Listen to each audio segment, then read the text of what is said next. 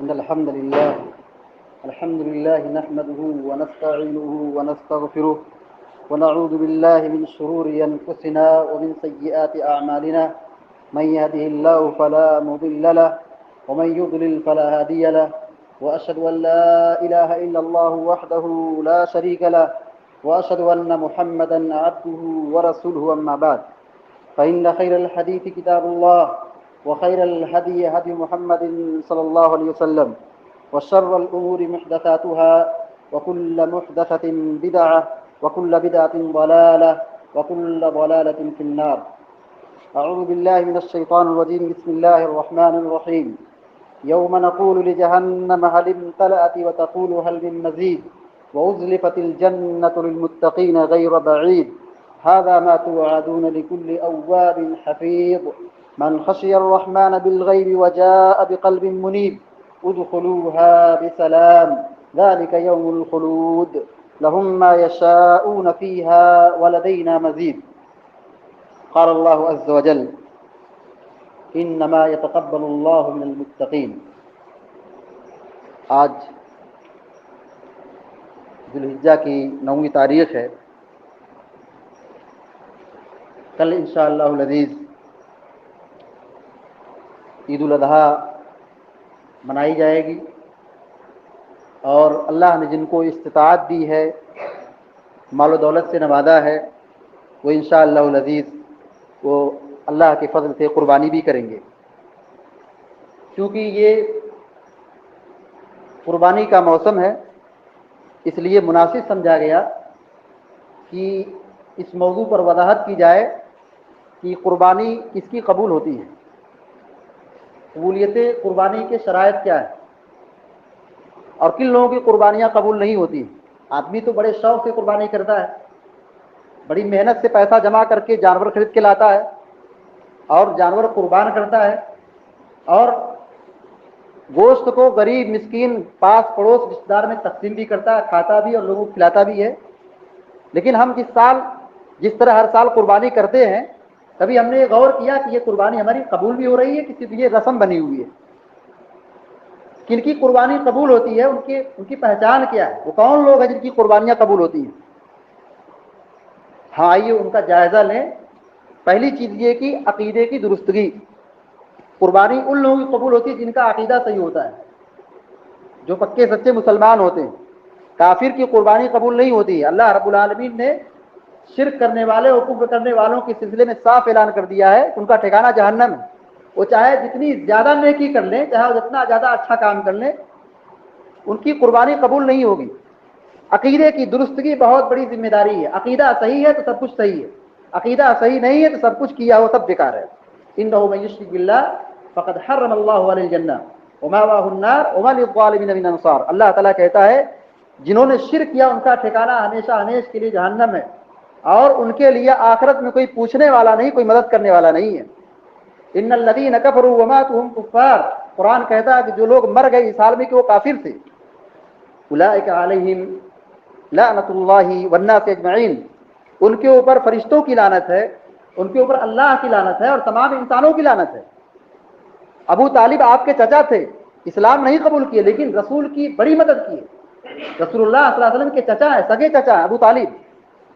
انہوں نے جتنی قربانی دی ہے، انہوں نے جتنی محنت کی ہے، دوسرے لوگ قربانی اتنی نہیں دے سکے. جب مکہ کے کافر لوگ آپ کو مارنے آتے تھے، قتل کرنے آتے تھے، حضرت ابو طالب جو آپ کے چچا ہیں وہ ہمیشہ آپ کا ساتھ دیا کرتے تھے، آپ کی مدد کیا کرتے تھے. لیکن ان کی وفات کس پر ہوئی؟ ایمان پر نہیں ہوئی، ان کی وفات جاہلیت پر ہوئی، کفر پر ہوئی.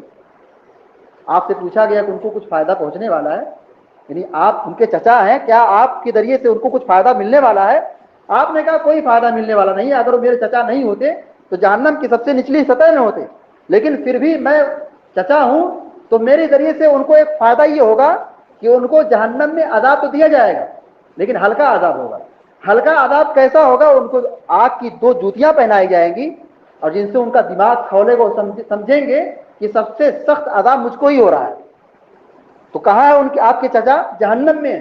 تو آدمی بہت زیادہ اچھا کام کر لے جائے لیکن اس کا ایمان اور عقیدہ درست نہیں ہے، وہ ایک قربانی کے ہزاروں قربانی کرتے، اس کا کوئی مطلب نہیں ہے.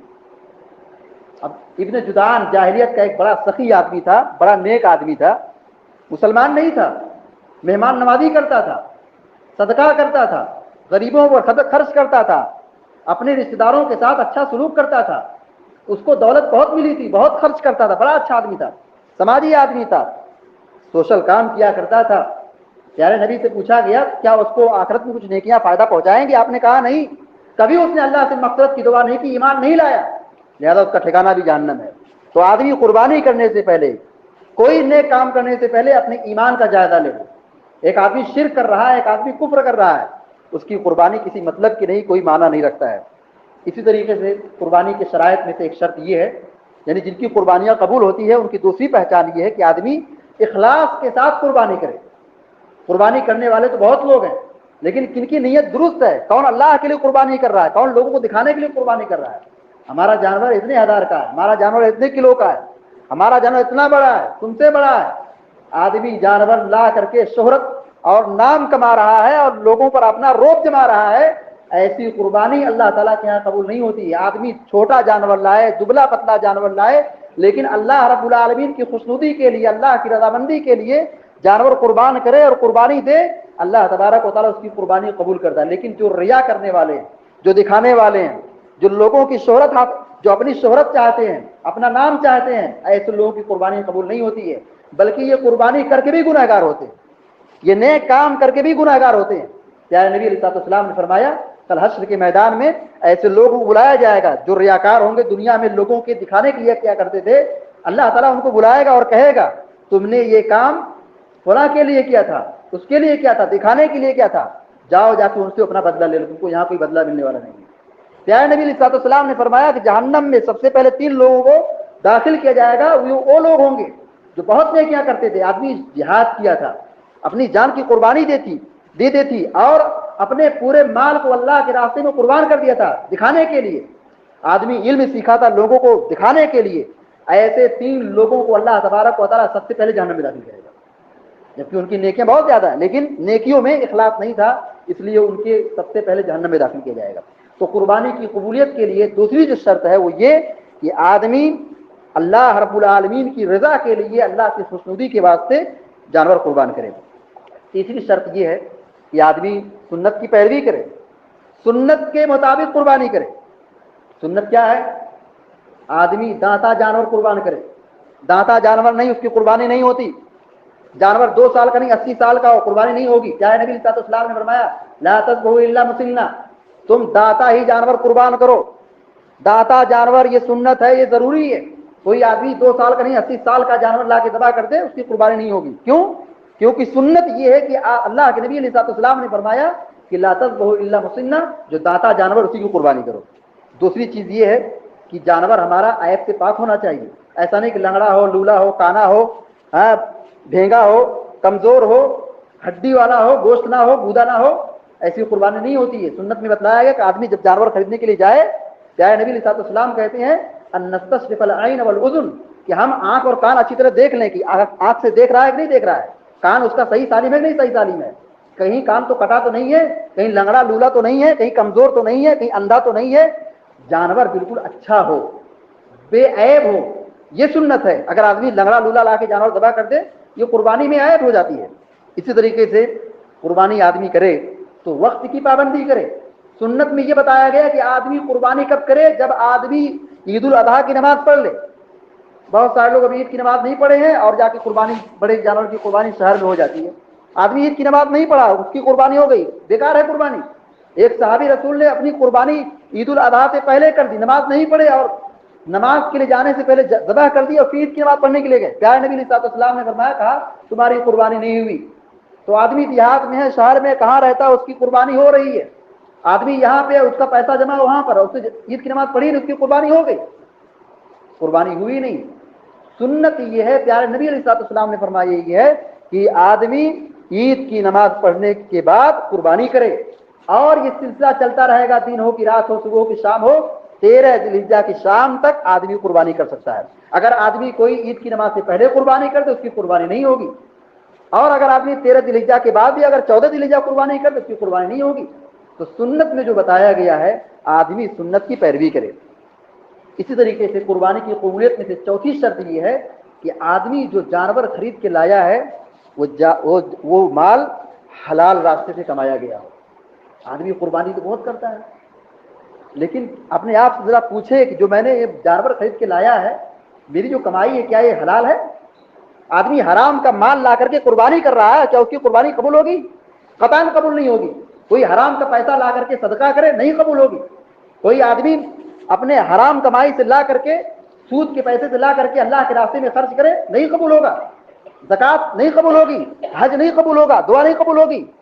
تو جو مالی عبادت ہے، اس مالی عبادت کے لیے ضروری ہے کہ آدمی کا مال بالکل صاف ہو، 2 نمبر کا نہ ہو، سود کا نہ ہو، حرام طریقے سے نہ کمایا گیا ہو، جھوٹ بول کر کے، دھوکہ دے کر کے، لوٹ کر کے نہیں کمایا گیا ہو۔ آدمی کا مال بالکل پیور ہونا چاہیے، حلال اور خالص ہونا چاہیے۔ اس کی محنت اور مزدوری سے جو کمایا ہوا مال ہو، اس مال سے آدمی قربانی کرے، اللہ تعالیٰ کے یہاں قربانی قبول ہوتی ہے۔ لیکن آدمی اگر 2 نمبر کا مال لاتا ہے، سود کا پیسہ لاتا ہے، حرام طریقے سے مال لا کر کے قربان کرتا ہے، اللہ تعالیٰ کے یہاں قبول نہیں ہوگی۔ ایسے ہی اگر آدمی حج کر رہا ہے حرام مال سے، اس کا حج قبول نہیں ہوگا۔ آدمی حرام مال سے صدقہ کر رہا ہے، اس کا صدقہ قبول نہیں ہوگا۔ آدمی حرام مال سے زکوٰۃ نکال رہا ہے، سود کا پیسہ زکوٰۃ نکال رہا ہے، اس کی زکوٰۃ قبول نہیں ہوگی۔ آدمی دعا کر رہا ہے حرام روزی کھا کر کے، اس کی دعا نہیں قبول ہوگی، اس کی عبادت قبول نہیں ہوگی۔ لہذا ضروری ہے کہ آدمی جو اللہ کے راستے میں قربان کر رہا ہو وہ بالکل صاف ہو، بالکل خالص ہو، بالکل پاکیزہ ہو، کیونکہ اللہ کے نبی علیہ السلام نے فرمایا ان اللہ طیب ولا يقبل اللہ الا الطیب۔ اللہ تعالیٰ پاک ہے، اللہ تعالیٰ پاک ہی چیز کو قبول کرتا ہے، یہ گندا اور ناپاک اور حرام مال کو اللہ تعالیٰ قبول نہیں کرتا ہے۔ اسی طریقے سے قربانی کی جو شرط ہے وہ میں سے ایک یہ ہے کہ آدمی تقوی اختیار کرے، تقوی اختیار کرے، اللہ تعالیٰ کا خوف، اللہ کی خشیت اس کے دل میں ہو، تب یہ قربانی قبول ہوتی ہے۔